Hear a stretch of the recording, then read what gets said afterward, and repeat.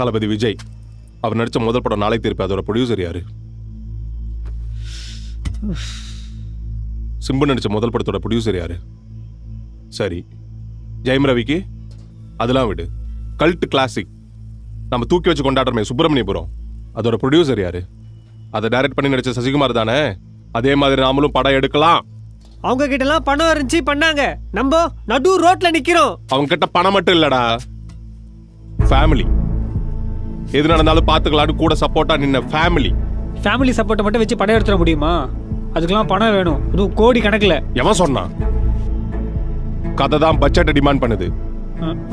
நாம ஸ்மால் பட்ஜெட்டா 1 கோடிக்குள்ளேயே செமையா ஒரு கதை பண்ணலாம். ஓ, அப்ப உங்ககிட்ட 1 கோடி இருக்கா? ரெடி பண்ணலாம். எங்க போய் கொல்ல தான் அடிக்கணும்.